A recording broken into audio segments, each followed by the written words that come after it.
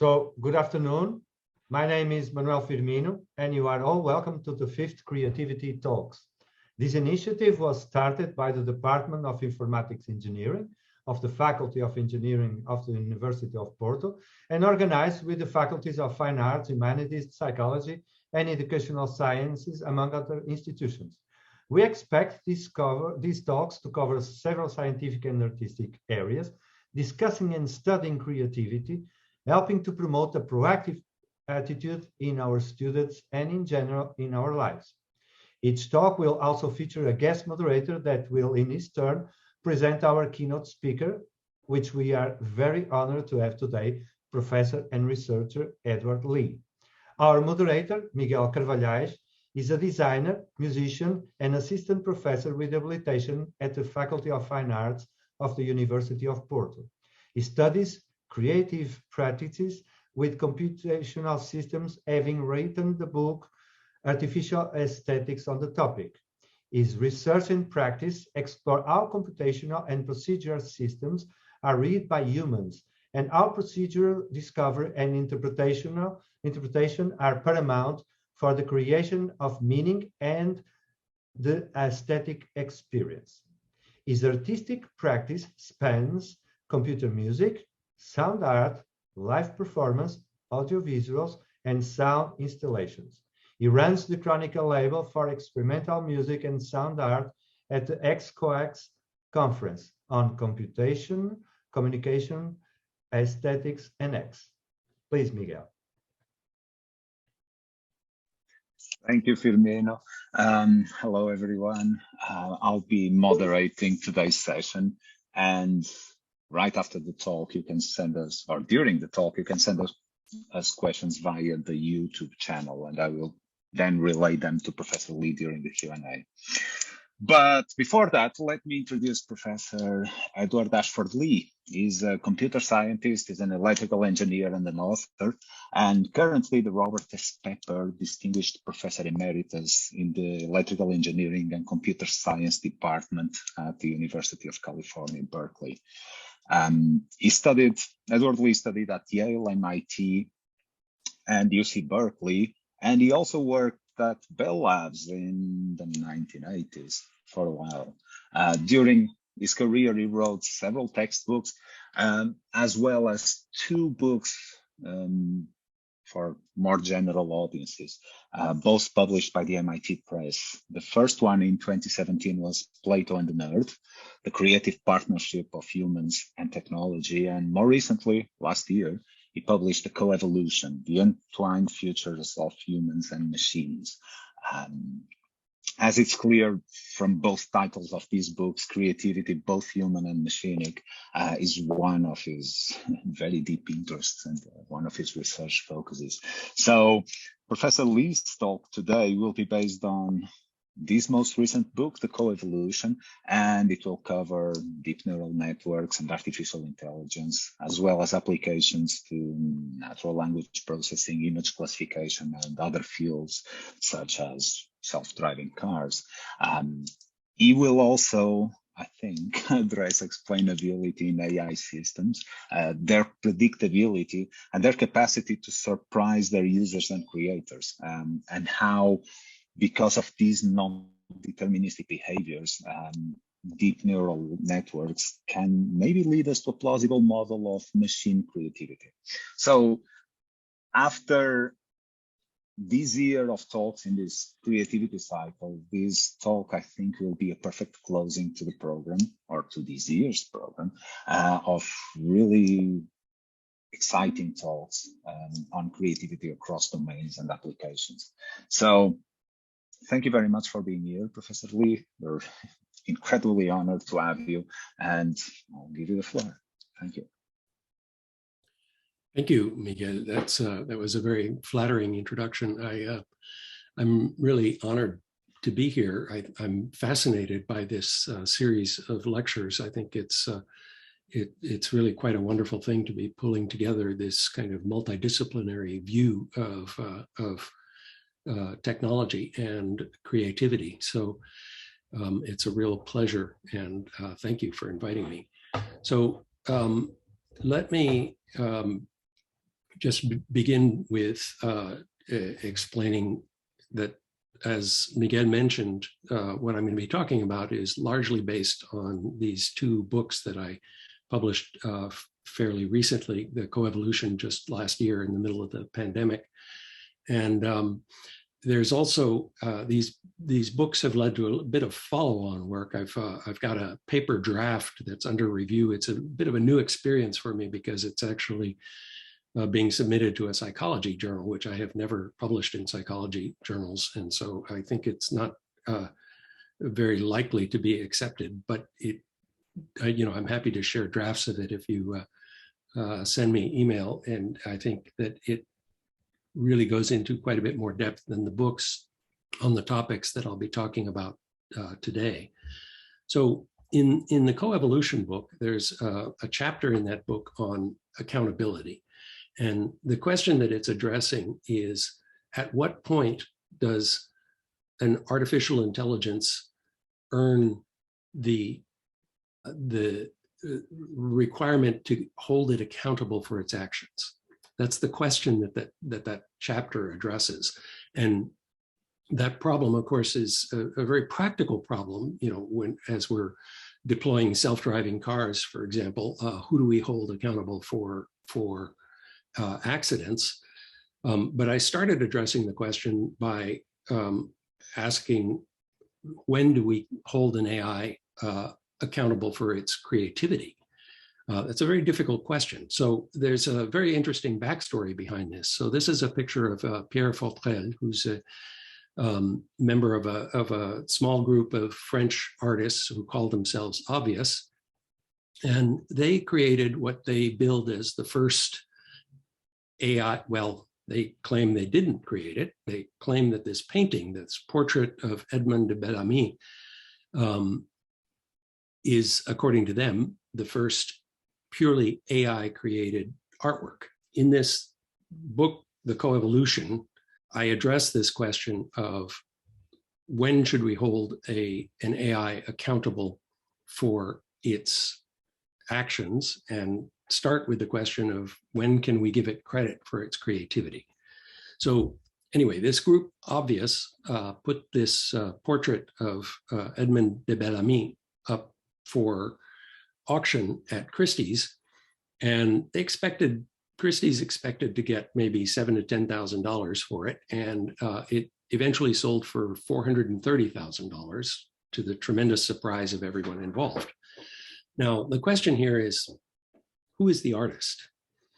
So let me give you a little bit of backstory on this. So the name of the painting, Edmond de Bellamy, is a hat tip to this person, Ian Goodfellow, who is the inventor of a style of deep neural networks known as generative adversarial networks.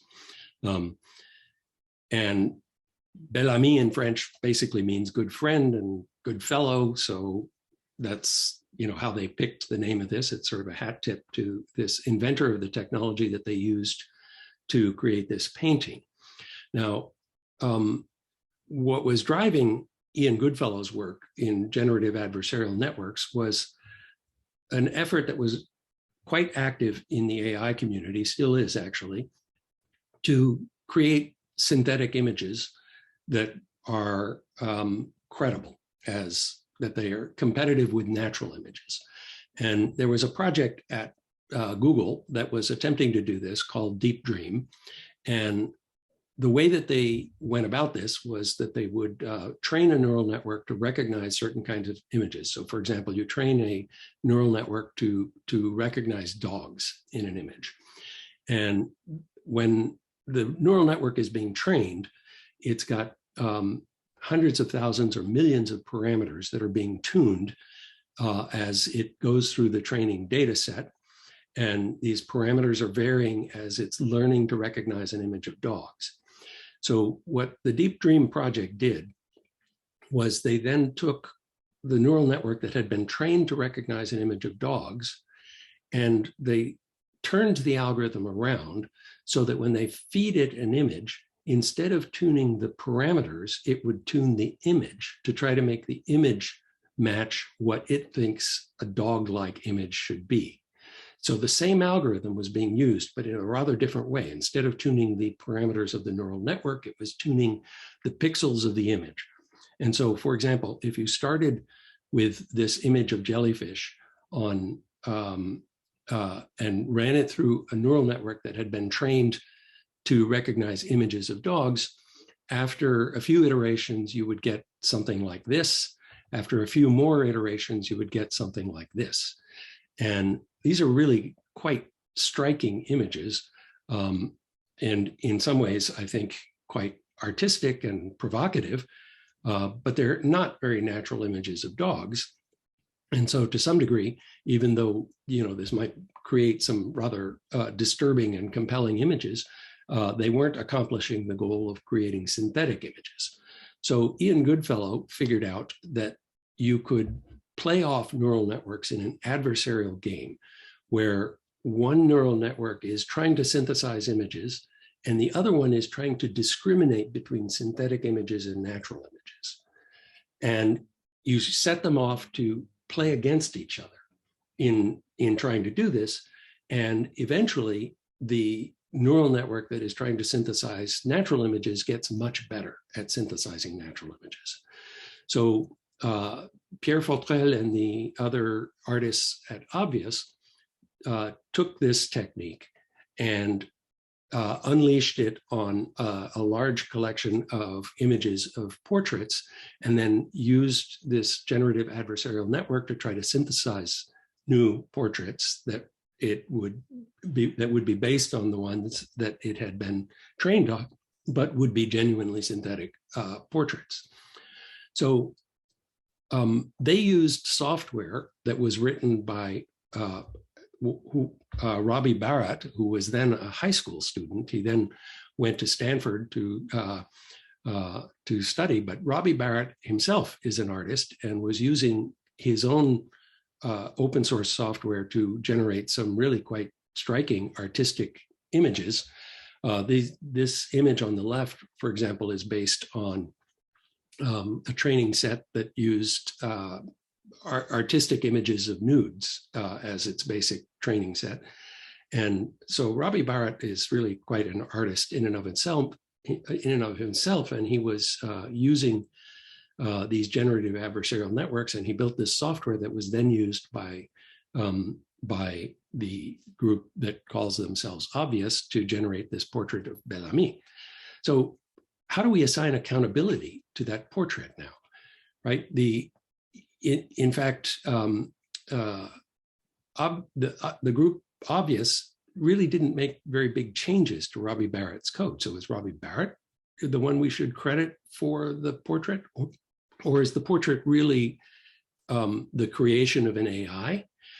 An AI like this will actually generate a large number of images, and you have to select among these images. And so there's a selection process. So is the AI really more of just like a better paintbrush? Is it a tool that's being used by an artist to select among results? And of course, there's a long history of artists actually performing more of a selection than creation process, right? One of the most famous examples of this is Marcel Duchamp's found objects, right? This is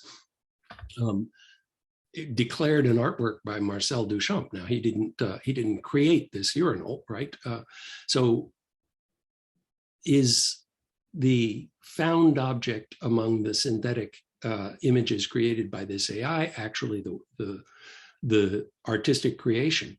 So this accountability gets kind of gnarled, and in my opinion, the actual artwork that was created and that sold for $430,000 was a piece of conceptual art.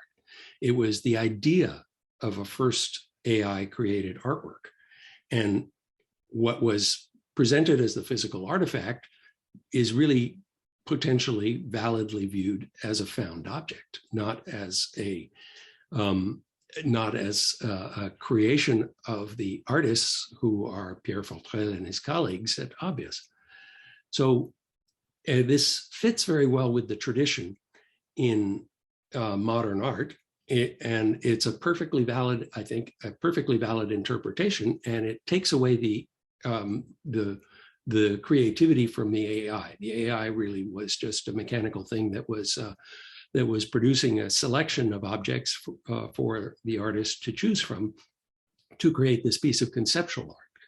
Now, this interpretation, I think, is a valid interpretation, but not the only interpretation. So I think that Margaret Boden has, I think, articulated this interpretation of the use of AI technology in art very clearly, where she says AI techniques can be used to create new ideas in three ways: producing novel combinations of familiar ideas, exploring the potential of conceptual spaces, and making transformations that enable the generation of previously impossible ideas. So in particular, that image of the jellyfish turned into dogs, that would be really hard to come up with. And you could argue that that's a previously impossible concept. And then, when you select an image like that out of a large number of images that are created by the AI, perhaps you are really using the AI as a tool to create artworks. So I think this is a valid interpretation, but it's not the only interpretation. And I would like to actually focus the rest of the talk on a different interpretation and a much more difficult question. And the question that I would like to focus on is really, at what point can an AI actually be the creator and be the artist, right? What would it take to get to that point? Now, let me give a little bit more of a backstory on this. So you probably all remember Deep Blue, the program created by IBM that beat Kasparov in chess in 1996. Now, this was before the current machine learning revolution. So this was what people call a GoFi design, good old-fashioned AI. It was a pretty brute force solution to the chess playing problem. It was doing combinatorial search of the large number of possible moves that were departures from any particular state of the chessboard and selecting the best among those large possible number of moves. But Garry Kasparov wrote a very interesting book after this event of having been defeated, where he argues that contrary to expectations, this emergence of machines outdoing the chess masters didn't actually kill the game of chess. In fact, he argues that it actually has enriched the game of chess. That human chess players are actually learning from the machines, and they're learning more about the game of chess, and they're learning interesting things that they can do with the game of chess. So that interpretation now suggests that there's something that the machines are bringing to the table that is more than just a tool, perhaps. Now, in the modern era of deep learning,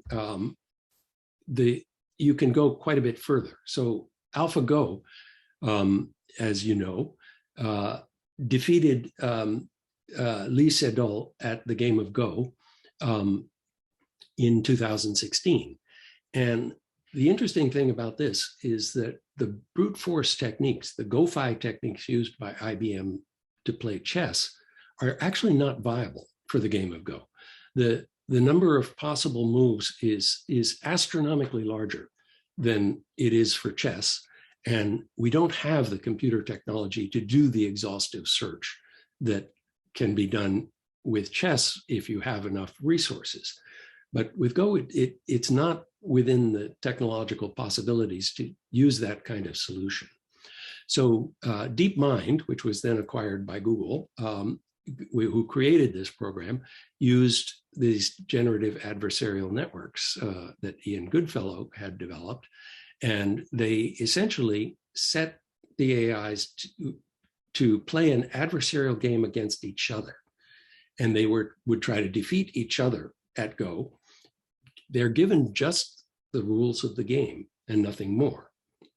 Now, DeepMind claimed at the time, I'll read you a quote from their press release, right? The creative moves it played against the legendary Lee Sedol in Seoul in 2016 brought completely new knowledge to the Go world, while the unofficial online games it played under the moniker Master, earlier in the year have influenced many Go's leading professionals, including the genius Ke himself.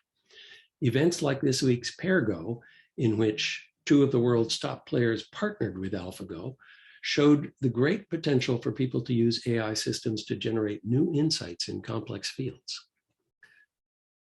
This really, I mean, you can take this however you like. I mean, this is a press release, right? It's an advertising statement, but it is, I think, an interesting perspective. And I think that Go masters, I'm not a Go player, so I can't comment on this, but I have read some Go masters who have studied this particular game in 2016 against Lee Sedol and found some of the moves that were made by the machine truly surprising, and moves that they would not have expected at all from a human player.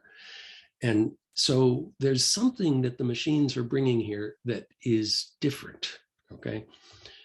So one thing that I would like to point out is that there's another lesson from this AlphaGo phenomenon, right? There's this mantra that data is the new oil, and that AI today is all about data.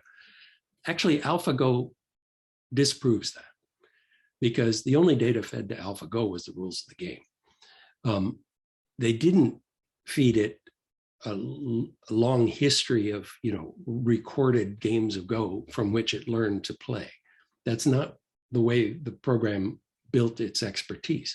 The way the program built its expertise was just to play adversarial games against itself, using just the rules of the game. So the system learned to play through feedback. This notion of feedback is something that I think is really quite central, and the transformation in AI from these classical good old-fashioned techniques to the modern era of machine learning really amounts to the introduction of feedback into these systems. The feedback was missing before. The idea in good old-fashioned AI was that you could codify the decisions that were to be made by the machine as a collection of rules that reflected the expertise of humans, expertise that humans had built up over time. You just codify those rules, deductive rules, rules of logic, and you get an intelligent response to your questions. But that's not the way AlphaGo worked at all. In fact, there weren't any rules of thumb, or if you see this particular pattern on the Go board, make this move. Those rules were completely absent. Okay, instead of those rules, you have this feedback system where the machine learns on its own by playing against itself. Now, I'm not going to talk about the technology of these neural networks, but I would like to point out, I mean, I know how these programs work, and I understand what the algorithms are in the machines that are implementing these neural networks. And a key insight that I got was that understanding these algorithms, how the machines are actually implementing these deep neural networks, gives almost no insight into why they do what they do. It doesn't give any clue.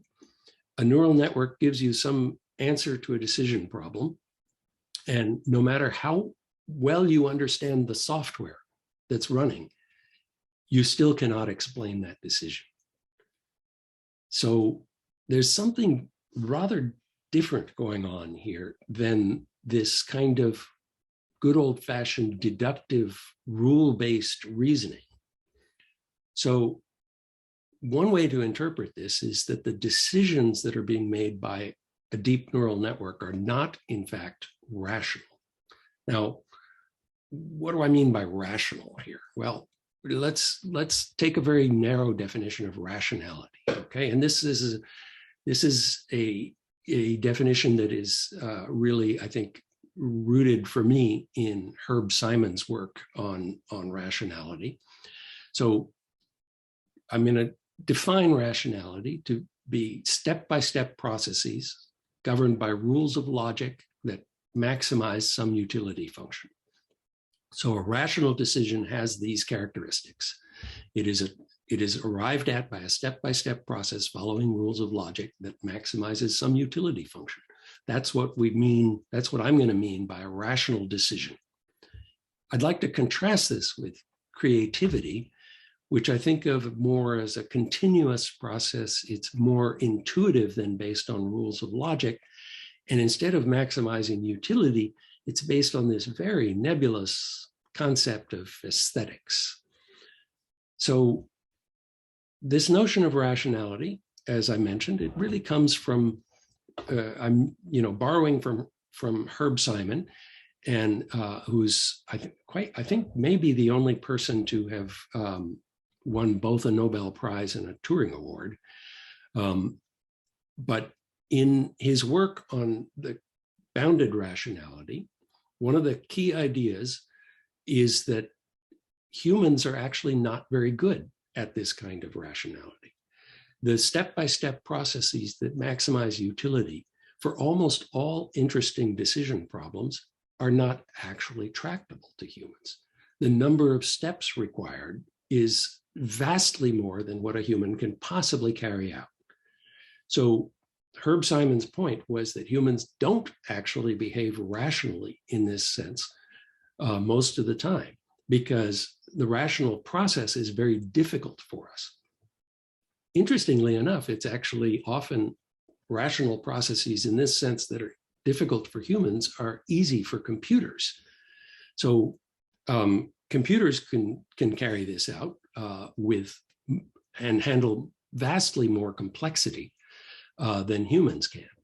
So the argument that Herb Simon was making is that a lot of the decisions that humans make actually fall more on this in this category in the right, where there's more intuition involved than rationality. So this idea was developed by the psychologist Daniel Kahneman in this famous book, Thinking Fast and Slow. And Kahneman is another Nobel Prize winner. And here he makes the distinction between system 1 and system 2 in the human mind. And system 2 is the rational system. It's the system that tries to use deductive logic to come to decisions through the use of step-by-step processes that maximize utility. And that's the slow in the thinking fast and slow. The fast is intuitive, quick, instantaneous. Your brain just reacts and makes a decision, and you aren't in fact able to provide the reasons and the logic that led to the conclusion. Kahneman actually points out that humans are very good at constructing post facto explanations for how they came about a decision, that they'll give you a set of logic steps that may have plausibly led to the decision, but they didn't actually lead to the decision. The decision came about through this extremely quick intuitive process. So deep neural networks operate more like these intuitive processes. They're actually very quick, right? You give them a data that represents a decision problem, and they do a bunch of number crunching on that data and come up with a decision. And there's no rules of logic that can rationally, in this sense of rationality, have led to that decision. The steps made by the computer, which is billions of steps of little arithmetic steps, are not, in fact, a rational explanation and cannot be a rational explanation for the decision. It's useless to try to use those as a rational explanation for the decision. So the DNNs are really operating much more on this right-hand side of the screen than on this left-hand side of the screen. And in fact, the whole effort these days to try to mandate rational explanations for the decisions that the AIs come up with, I think is a bit misguided because it fails to understand this phenomenon. And in fact, I suspect that that whole agenda is going to be undermined very soon, because people are going to figure out they're going to use generative adversarial networks and create AIs that can give a rational explanation for any decision. You give it a set of data and you give it a decision, and it'll give you a set of deductive rules that could have led to that decision. But those won't have been an explanation for how the AI came up with that decision. That will be much more like the human tendency to create a post facto rationalization for some decision. And at that point, I think we really have a conundrum, because we have explanations, but the explanations are not in fact valid. So what about this rationality? Well, so rationality in this sense is very closely tied to the notion of computation as defined by Turing and Church, that forms the core of computer science. Computation is step-by-step processes using deductive rules of logic that lead to a final conclusion, okay? Complexity of these computations is simply a count of the number of steps. This is the Turing-Church notion of computation. And so in my book, I actually talk quite a bit about the relationship between computation and algorithms, which are also these step-by-step operations, rationality and objectivity. So objectivity means that, it's just the rules of logic and the utility function that is driving the process and nothing more. There's no subjective judgment in this. Now, I would like to point out that computation in this sense is not universal. Many people misinterpret this key result of Alan Turing, where he showed that there is a universal machine, called it a universal machine. It's subsequently been more appropriately called a universal Turing machine, which is a machine that can carry out any computation of this sense that can be carried out as a finite sequence of deductive steps governed by rules of logic. It's universal in the sense that it can carry out any such processes, but those are not the only processes in the world. And in fact, I would like to argue that there's a whole family of processes that don't fit in this category. These are processes that involve interaction between a machine and its environment, that involve embodiment. So a machine inside of a robot body with sensors and actuators. It involves feedback systems. Feedback is completely absent in the Turing-Church model of computation. In the Turing-Church model of computation, all of the inputs to the system are provided at the start of the computation. The computation then goes through a finite number of steps, reaches a termination, and has a conclusion. There's no feedback in that system. Feedback systems, however, are actually significantly more powerful than computations. You can do things with feedback systems that are simply not possible with these objective, non-interacting computational systems. So in my book, The Coevolution, I use the work of 4 other Turing Award winners, Judea Pearl, Robin Milner, Silvio Micali, and Shafi Goldwasser, to show that interaction is fundamentally more powerful than observation and fundamentally more powerful than computation. Interaction requires a first-person self, almost by definition, right? Interaction means you have to have an ego self interacting with an environment. Interaction is also very much, in this case, a two-way street. It's a feedback, okay?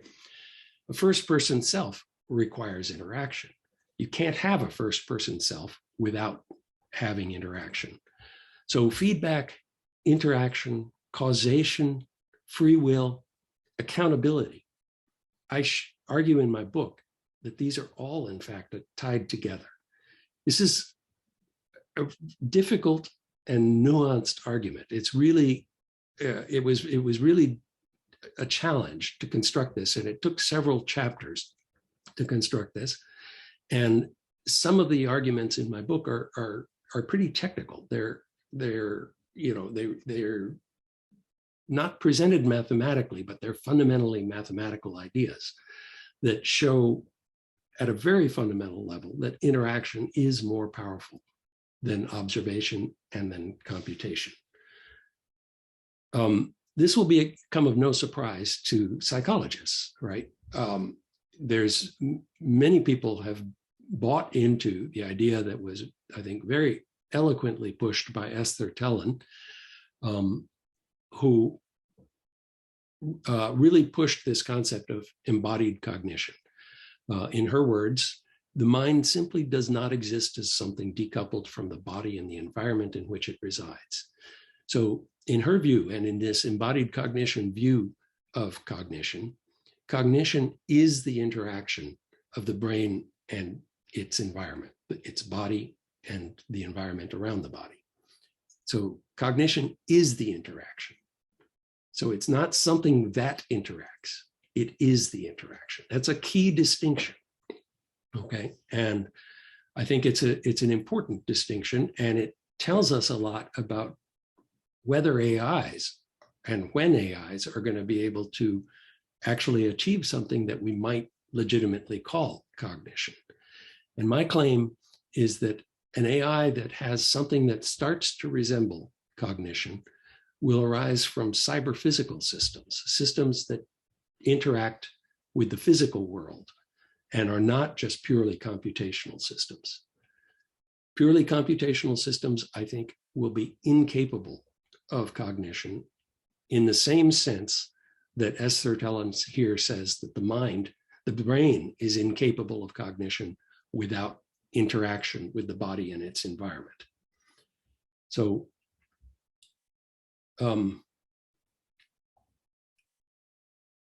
that kind of interaction, of course, is a feedback system. It's a system where the machine provides stimulus to the environment reacts and provides stimulus back, and you get this close coupling, a dynamics that evolves. Now, this notion of feedback and the power of feedback is quite old. It, in fact, predates computation. In the 1920s, Harold Black at Bell Labs showed that these negative feedback systems could be used in very powerful ways to compensate for deficiencies in physical components. In particular, he was focused on amplifiers that were being used for telephony, for long distance telephony. And he showed that feedback could be used to take a very poor quality amplifier and get extremely good performance out of it. So this idea has been around for a while. The idea was famously pushed by Norbert Wiener, who coined the term cybernetics for these kinds of systems that are interactions of computation, control, and the physical environment. Now, I recently learned that Norbert Wiener is often credited with having developed the feedback control systems that were used in World War II automatic radar-guided anti-aircraft guns.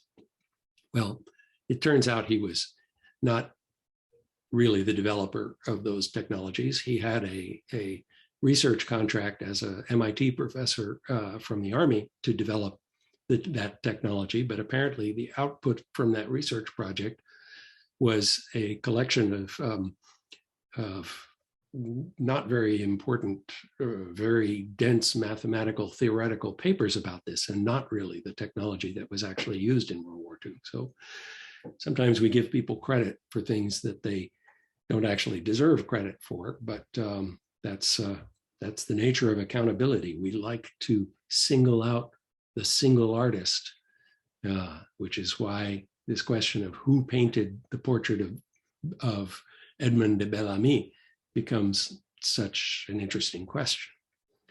So what about creativity? How does creativity relate to free will, causation, randomness, determinism? These are not easy questions, and these are questions that I try to address in this book from a fairly, what I think is a novel perspective. I mean, of course, people in psychology have always, and in philosophy, have tried to address these questions from the perspective of the human condition. But in my book, I'm really addressing these questions from the perspective of, can an AI have free will? So from the perspective of artistic creation, let's look at the question of determinism and free will. So this is a wonderful pair of paintings by Robert Rauschenberg. And Rauschenberg was trying to make two identical paintings using his kind of signature standard techniques, which combined, lithographic works with found objects and paint and other found media. The two paintings are pretty similar, but they're far from identical. And this, I think, was kind of a Rauschenberg commentary on the question of determinism and free will. His goal was to make identical paintings, but he couldn't really get there, okay? And that perhaps is driven by fundamental limitations. Is it fundamentally a consequence of non-determinism or randomness? Well, that's actually hard to say, because it turns out that determinism doesn't imply predictability. You can take a perfectly deterministic system in the sense, it's deterministic in the sense that given its starting conditions, there's only one possible behavior, but it is still completely unpredictable. And one of the nicest illustrations of that is due to Lewis and McGregor, who published in 2006 this beautiful thought experiment where they just looked at two spheres colliding, and they constructed a completely deterministic model of this using classical Newtonian physics. Perfectly deterministic model, set of differential equations. There's only one possible behavior. Then they looked at the question of how precisely would you need to know the initial conditions in order to predict behavior. They assumed that you would measure the initial conditions of these objects optically using a microscope or some other optical technique. And then they derived the required wavelength of light that would be required in order to predict the positions of the particles after 35 collisions. And they found that the wavelength of light that would be required was such that a single photon of such light would have more energy than is posited for the entire universe. So this would be a sufficiently small wavelength that the energy required is more than what is available in the universe. As a consequence, they concluded that even though this is a deterministic system, it is absolutely unpredictable. You cannot, through any means, determine what its behavior will be after 35 collisions. And yet nature will solve it. If you build such a system physically, nature figures out what the position is after 35 collisions. Somehow it does that, even if the underlying mechanisms are ultimately deterministic. So this phenomenon is known as chaos. And this was developed very nicely by Edward Lorenz, who was a professor at MIT in the meteorology department. They used to have a meteorology department. And Lorenz was a pioneer in the use of computers for weather prediction. And in weather prediction, the thermodynamics of weather is really quite well understood. And it was quite well understood in the 1950s when Lorenz was doing this work. And Lorenz was very frustrated by the fact that the computers were really unable to predict the weather more than a few days in advance. And he finally identified that this wasn't a limitation in either the models or in the computing. It was a fundamental limitation that the system itself was chaotic and had this property that even if it's deterministic, it is not predictable. So many people actually assume that Newtonian physics is deterministic. Well, the philosopher John Norton in 2007 published a very controversial paper that gave a very classical Newtonian system, showed that, in fact, this system could exhibit non-deterministic behavior without violating any of Newton's laws. This paper has been really quite controversial and has led to a lot of repudiations, and I've studied the problem in quite some depth myself. And I believe Norton is right that this actually does open a hole in Newtonian mechanics that allows for non-determinism.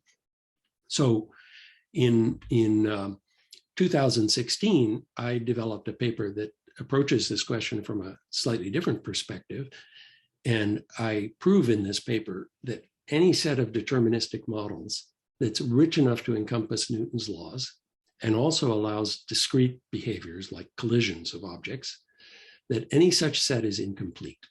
It inevitably has holes in it that admit non-determinism. And consequently, we're never going to have a fully deterministic model of the physical world. And non-determinism is an inevitable phenomenon that can sneak into things. So is this tied into creativity? Perhaps this inevitability of non-determinism is something that enables creativity. It's also possibly something that enables free will. So I try to tackle this problem of free will in my book. And again, this is a historical conundrum, right? In fact, John Searle has dubbed the free will problem as a scandal in philosophy because we've been working on it for thousands of years and have, in his opinion, made no progress on it. And yet it's something that we all have an intuitive understanding of and all feel is an essential part of creative processes. How can you have a creative process if you can't make choices? So the philosopher Sam Harris actually published this book where he argues that free will does not and cannot exist in any material system. And he argues that this is true whether the system is deterministic or non-deterministic. It doesn't really matter. So free will does not and cannot exist. So I try to counter that argument in my book from the perspective of, well, at what point will we have to assume that an AI is actually capable of making decisions on its own? In which case we will have to hold it accountable for those decisions. That's the key question that I address. At what point will we have to hold the machines accountable for their decisions? I take as a premise that the human body and the human brain is also a machine. And we do hold human beings accountable for their actions. So it is not far-fetched that at some point synthetic machines will also need to be held accountable for their actions. So one of the things that I do in my book is I leverage this idea of causality and causation, and in particular, leverage Judea Pearl's work, which I'll get to in a second, but let me explain what I mean by causality or causation. So these are a simple idea, that every effect is produced as a consequence of some law of nature by a cause. Okay, that's an absolutely central concept. You can't have free will without a notion of causation, right? Free will is the ability to make a decision, and that decision must have consequences, or it's not really a decision, right? So the decision has to have an effect, and the decision becomes the cause of that effect. Some evolutionary psychologists have argued that that's actually a human capability that developed as a consequence of Darwinian evolution, because it's useful in survival to understand that the actions of an organism have consequences. It would be very difficult to survive without that concept. But the core idea of causation is actually very problematic, both in physics and in philosophy. So Bertrand Russell famously in 1913 challenged this idea of causation. He said, the law of causality, I believe, like much that passes muster among philosophers, is a relic of a bygone era, surviving like the monarchy only because it is erroneously assumed to do no harm. So he challenged the community to say, well, look, most of our physical laws don't actually use causation. Why are we using it in all our explanations? That's the essential point of his question. So Judea Pearl went much further, and he showed that you cannot reason about causality by objective observation alone. If you insist on being objective, you can't say anything about causation. That's a very fundamental limitation. You have to become subjective.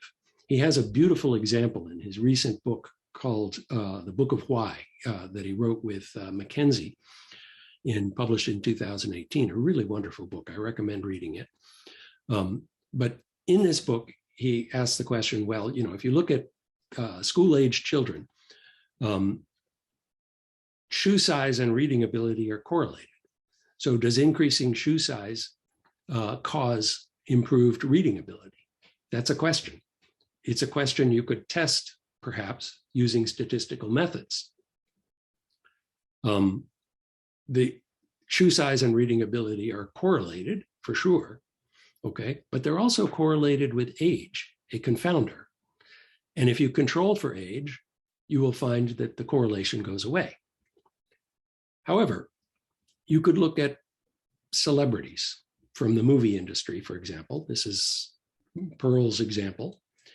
And you will find that beauty and talent don't seem to be correlated among the celebrities. So you might ask the question, does beauty cause talent?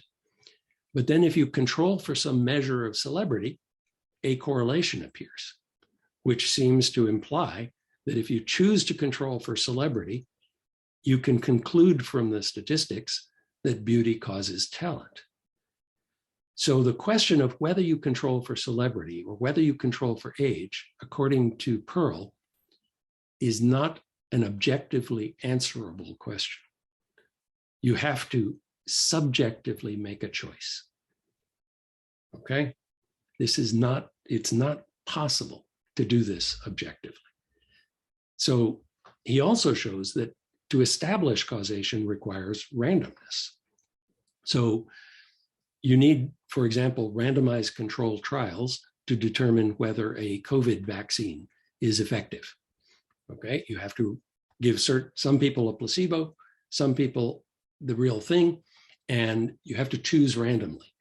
And it has to be random. It can't be free will by which you make the choice, because then you could have subjective judgments that are affecting the outcome. So you need randomness, actually, to be able to do this. So I'm teaching a freshman seminar that's based on my book this semester. And one of the freshmen in my class, Rebecca Bernstein, came back with what I think is an incredibly beautiful question that was, right after reading this chapter where we talk about Pearl's results. She said, if randomness is required to establish causation, and causation is required for determinism, how can you ever establish determinism? So there's a kind of a circular reasoning here that also suggests that there's a hole in this concept of a deterministic world. So can AIs be creative? Well, my claim is that creativity requires interaction, embodiment, feedback, and subjectivity, and that these are beyond the capabilities of even a universal Turing machine. A universal Turing machine doesn't have these properties and is incapable of realizing systems that have these properties. But that doesn't mean these properties are beyond machines. If our brains are machines, we have these properties. So deep neural networks, in my opinion, even though they're currently implemented on computers, are actually a first step towards synthetic machines that actually could have these properties. The fact that they're implemented on computers, I think, is an accident of history. There are implementations of deep neural networks that actually are not fundamentally using computers. There's this whole field of reservoir computing that uses very analog physical devices as a core part of the neural network. And there's a lot of innovation happening right now in machine architectures that are really quite different from von Neumann computing machines that we're all familiar with, that are being used to implement neural networks much more efficiently than what we're getting from the classical computing machines. I think we're going to see a lot more innovation in the architecture in machines, and they're going to look less and less like computers, but they're still going to be using this same principle of these deep neural networks, the thinking fast of Kahneman in a machine. It's not deductive logic that they're doing. It's not sequences of logical steps governed by logical rules. It's much more like this quick intuitive thinking of system one. So in conclusion, we have these two worlds: rationality, algorithms, computation, and objectivity. My claim is that those are not universal. The second world, interaction, embodiment, feedback, and subjectivity, can fundamentally do more than what you can do in this world of rationality. And DNNs, deep neural networks, are not fundamentally algorithmic in my claim, and they show signs of properties from the second category already.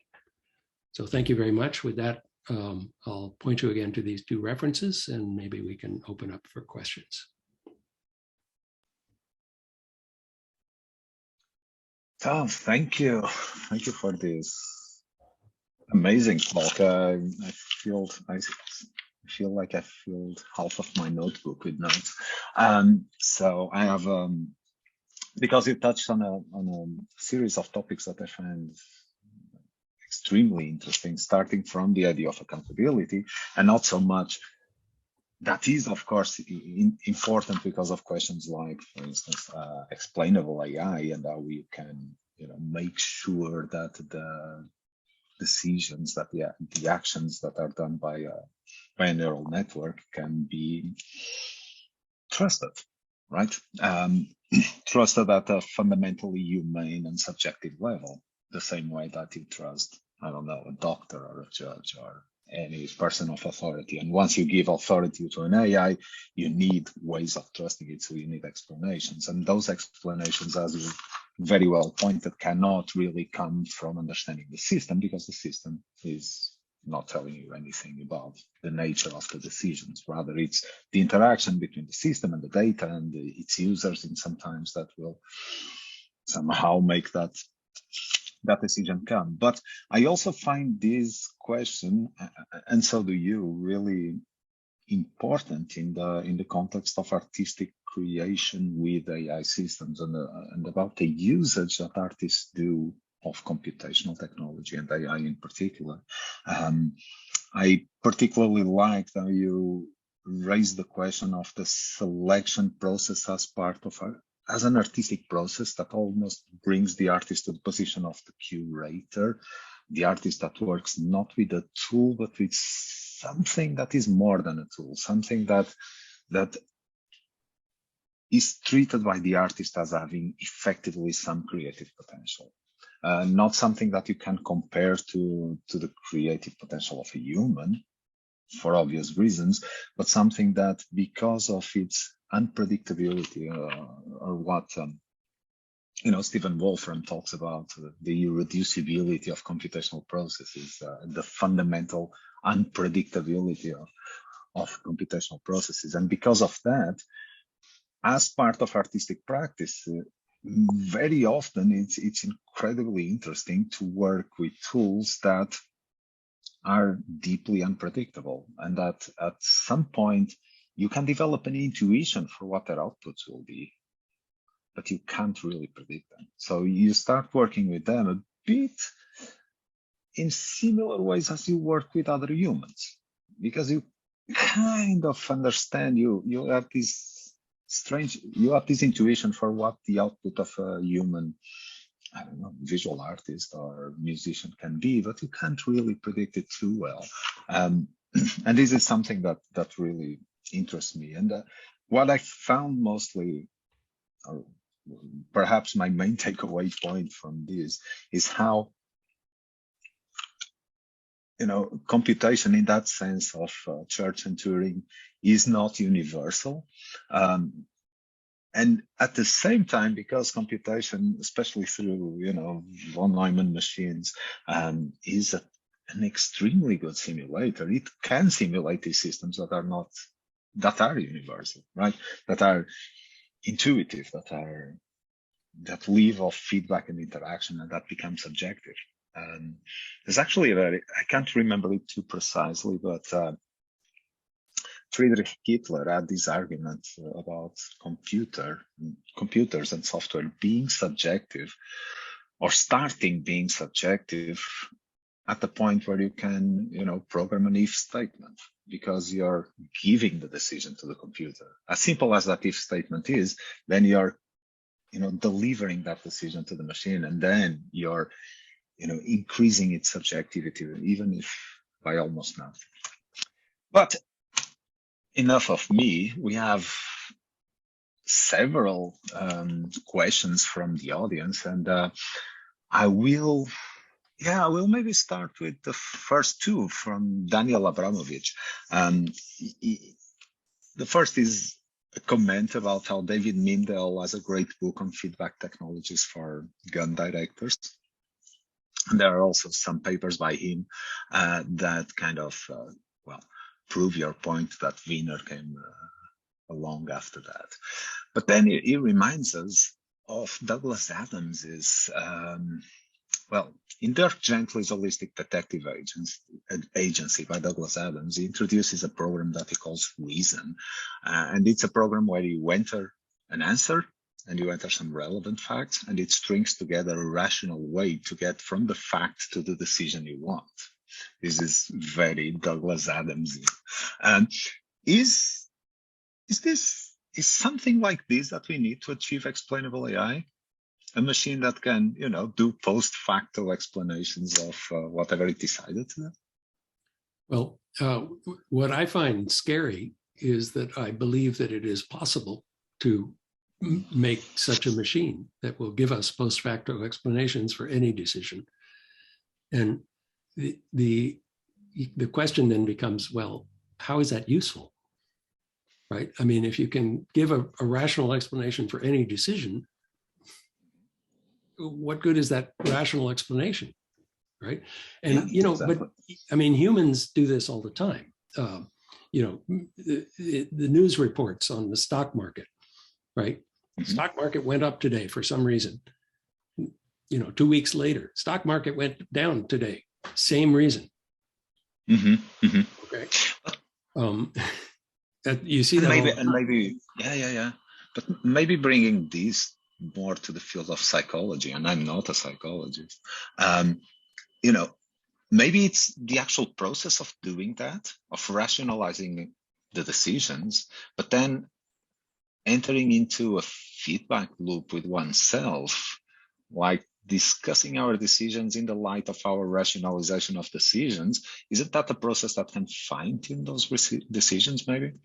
Well, I think I think that one part of the value proposition that might emerge from this is exposing biases, right? So if the machine gives you a post-facto explanation that has among its rules of logic rules that we would find socially unacceptable, right?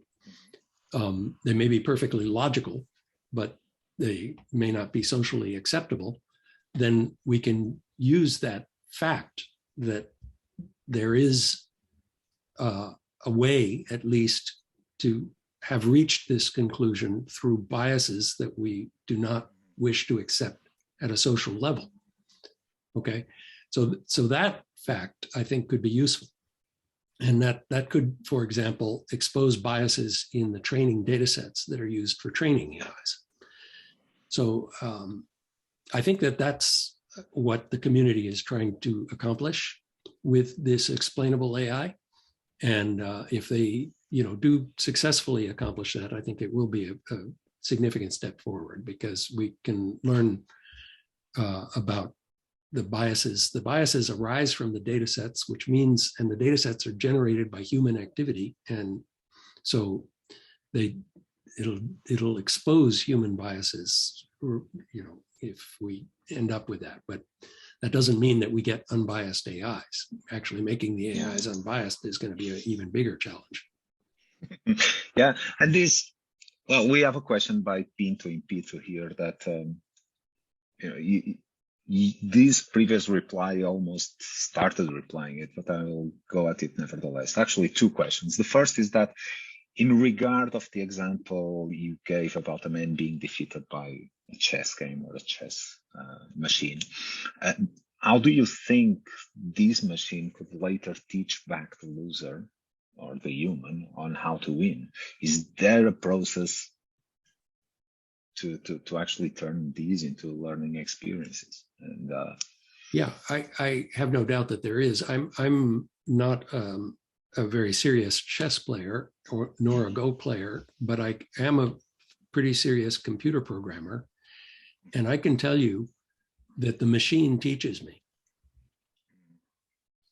Absolutely, without doubt. And the technology supporting computer programming is getting more and more integration of AI in it. Mm-hmm.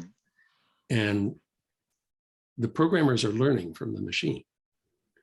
So there is this feedback process right there. And in fact, I talk about this feedback process in quite a bit of depth in my Coevolution book, where the programmers are writing programs that are then teaching the programmers to write better programs. And so it's a feedback system. Yeah. And that's what Kasparov defends, right? That's what Kasparov defends. He says that it actually enriches the game. And I'll take his word for that, but I can tell you from firsthand experience that the experience of programming computers is vastly enriched by this feedback loop. Okay, and this is still a question from Pinto in Pinto. He asks if you could tell him a little bit more about the title of the book and why did you come to this, the Coevolution. I wonder if it's related to, I don't know, what Kevin Kelly calls the technium or Manuel de Landa calls the machinic phylum. Yes, it's very much related to that. And in fact, Kevin Kelly is one of my back cover endorsers, and I talk quite a bit about his work in the book. In fact, my original working title was Living Digital Beings. And it was looking at the question of, in what sense are the machines actually a living part of our ecosystem?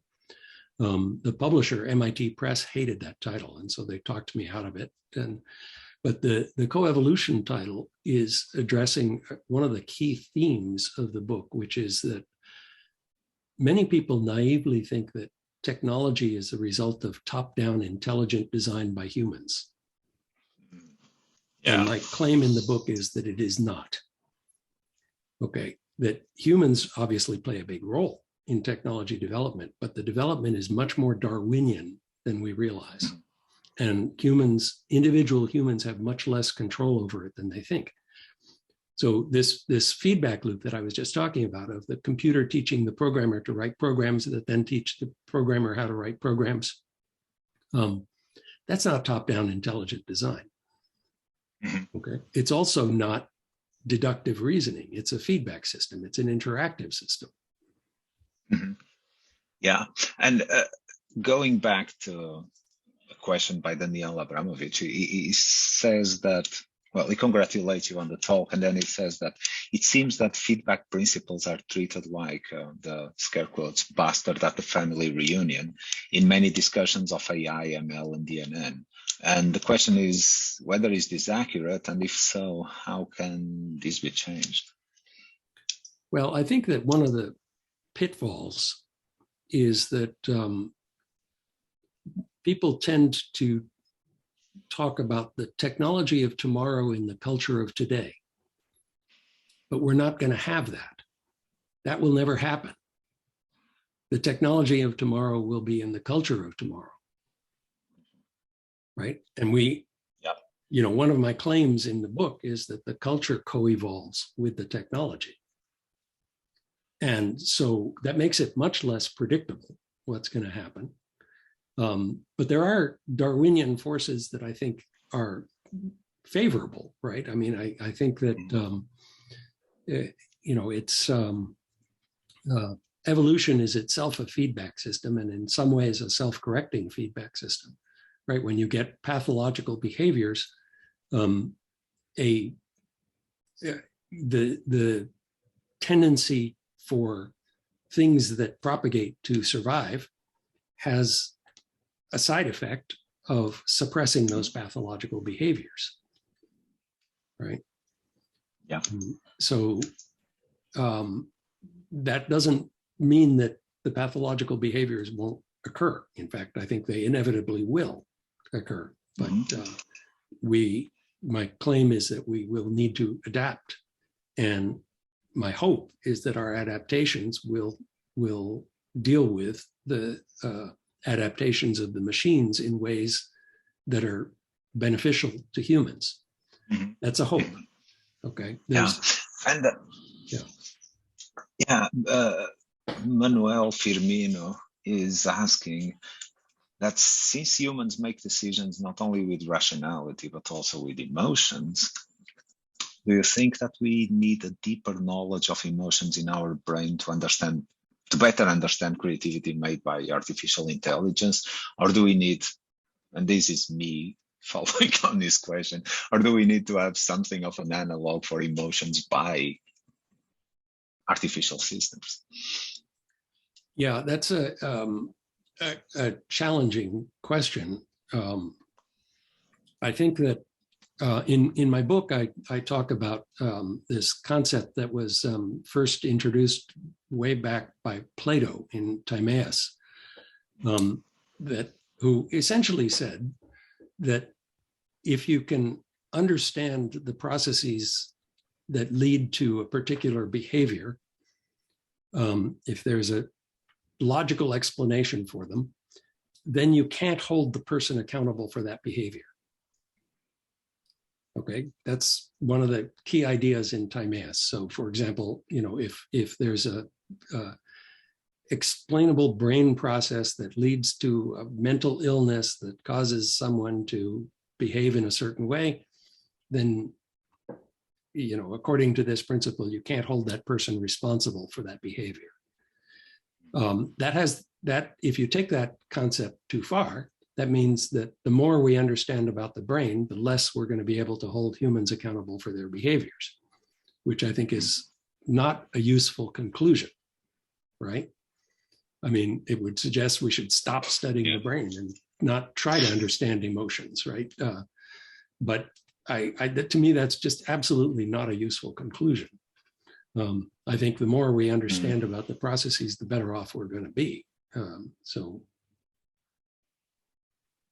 Yeah, this follows up with a question that Luis Spiritu Santo sent, because he's interested in the meaning or in what you mean by machine, because you say that Turing machines are limited, as Turing himself proved that in 1936 with his original paper, but then the brain can do more while also being a machine. So doesn't this imply two different meanings of machine? Well, I think that it does, actually. I mean, the word machine can be used for any physical process, right?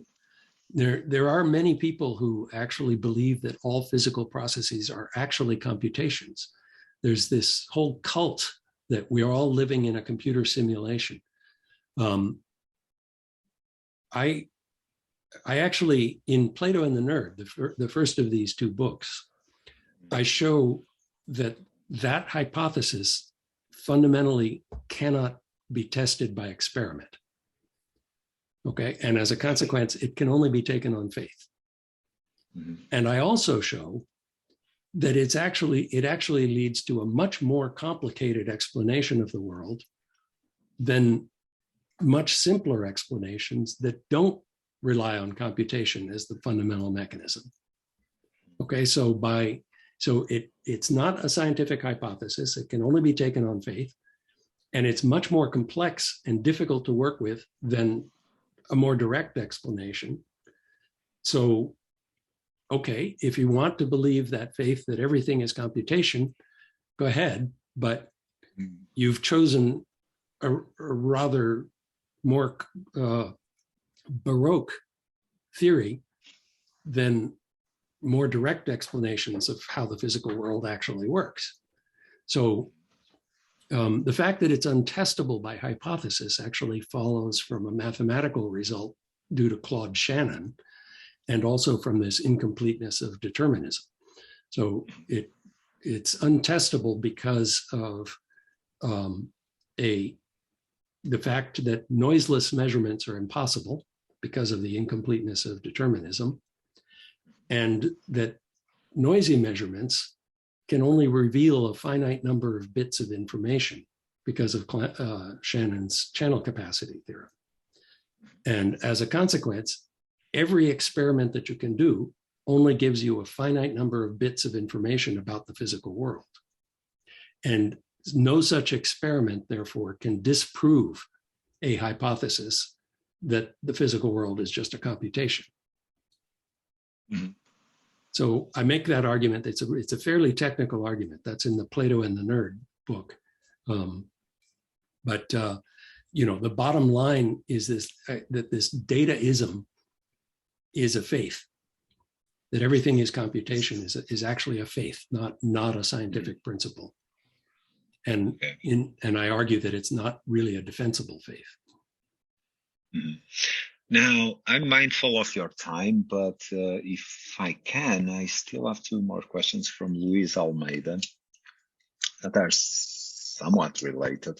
The first is whether autonomous systems will have to go through a learning period to develop semantic concepts for safe operation. And the second is, again, on autonomous systems, how to combine rigid lower layers following critical systems principles with higher layers with desirable plasticity and continuous adaptation for improved resilience. Hi, Luis. Nice. I'm glad you're here. I know, Luis. Those are fantastic questions, and I think that the short answer to this is that I'm actually very encouraged by efforts that are going on in the AI community right now to combine the deep neural network revolution with good old-fashioned AI. In other words, what people are trying to do right now is actually pull the best of these two worlds together. The quick intuitive decision of Kahneman's system 1 together with the deductive logic that computers are so good at, right? When you put these two things together, I think you end up with much more powerful systems than when you just pick one or the other.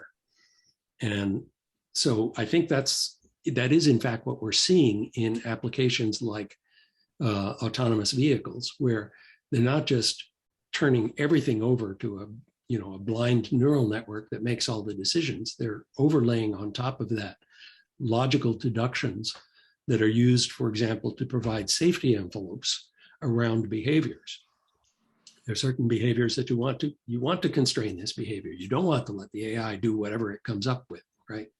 And those constraints take the form more of these deductive logic decision making. And so that combination, I think, is more powerful than either of the two technologies by itself. And for the first part of the question, yes, I think the machines will have to integrate learning tremendously. Now, one advantage that the machines have that humans don't have is that what they learn is transportable to other machines.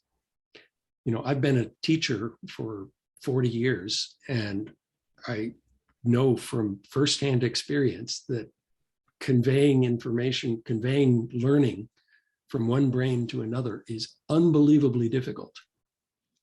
It's slow, it's inaccurate, it's, humans are sort of, have to start from scratch and learn everything on their own. Machines have an advantage that they can actually benefit from each other's learning. And in the context of autonomous vehicles, that can be enormously beneficial because, most of us, our driving experience is very limited. There's many, many scenarios on the road that we have never experienced and will never experience, but some human has experienced them. Well, in the context of AIs, if any AI experiences, all of the AIs can benefit from that. Yeah. So this was, again, I think we now need to close because we've been running for a while. So this was an excellent talk and a pretty good discussion too. Thank you so much for this, Professor Lee. This was, Firmino is here. Hi. Yes, so I'm going to give this away to you again so that you can close this first cycle of talks. Yeah. Once again, it was a pleasure and an honor to be here. Well, thank you very much for the invitation. It's really much appreciated. I'm very enthused about this talk series. Yes, thank you very much, Professor Edward Lee. This was outstanding and a fantastic and inspiring talk. Yes, it's wonderful to finish this year with you. And also thank you, Miguel Carvalhais, for your moderation of this event. Thank you all for your participation on these 5th Creativity Talks. And honestly, we look forward to see you soon in our next talk on 2022. An excellent night to you all and a good Christmas, okay? Please stay safe and be creative. Bye.